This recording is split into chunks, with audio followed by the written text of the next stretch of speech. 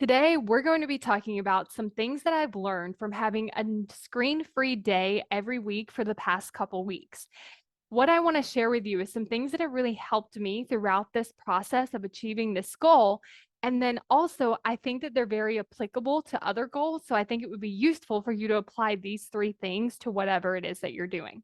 So the first one is not being in all or nothing. So I noticed that when I first looked at my calendar, I was like, oh, I can't have a completely screen-free day. Like there's like one call that I've decided I wanted to attend. There's like one thing that I really need to do on my computer or my phone. And so I noticed that my brain would tell me, see, we can't do it. We should just wait till next week or the week after until there's a better time. What I decided to do was not let it be all or nothing. I was like, you know what? It's fine. Especially like the very first one that I did, I had like an hour-long call on the computer. And I was like, that's fine. Because before the call, I'm not going to be on my screens. After the call, I'm not going to be on my screens. And so I was able to really sit there and look at like, okay, it doesn't have to be all or nothing, but I do want to start making this change. The second thing was me actually comforting my brain. So my brain would have all of these things that would come up that it was afraid of. And so what I actually did was look at, okay, what are you afraid of and how can I solve for that ahead of time? And so one of those things was like someone might have an emergency. So I went through, I was like, okay, who might need to contact me? It was like one person. So I sent them my partner's phone number. I was like, hey, if you need to get out with me, here's the number you can call because he can just come find me wherever I am in the house and he can let me know and then it will all be good. Another thing that I also like to look at is like, what is my brain going to potentially tell me as a reason that I shouldn't do this? Like it would tell me someone would need me. There's probably an emergency. Something's happening. It would tell me we need to get these things done or things are going to get behind or we have other things that we need to do. So I would look at planning like, okay, let me plan for this. Let me plan when I'm going to do this thing on a different day so that I know that my schedule's clear and everything I need to do is planned for a different time. And then the last thing is not judging my failures. So not this last one, but the week before was total fail.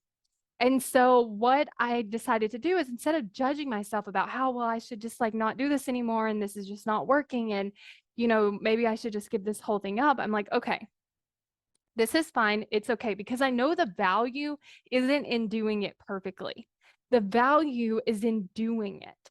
And so what that means is if I don't do it every single week, every week, it's fine because if I did it 20 weeks, I would still get the value from each time that I did it. And so because I know that, I was able to look at, okay, what do I want to learn from this? How can I learn from this? What would that look like? So for me, one thing I noticed is the other times when I was really successful, I put my phone in my office and then I went to bed. So in the morning, I didn't have the habit of just picking it up. So on the day that didn't go so well, that's what had happened is I didn't put my phone in my office. So I just started being on my phone. And I was like, oh, now I've already started doing that. And there were a couple other things that came up too.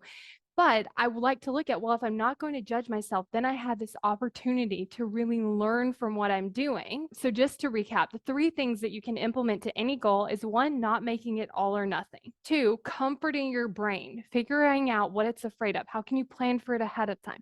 How can you talk to it in a way to reassure it that it's okay?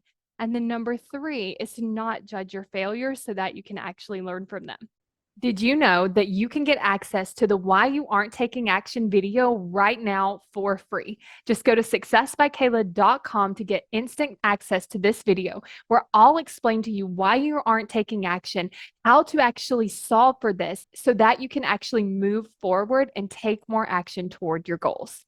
Go to successbykayla.com to get instant access now.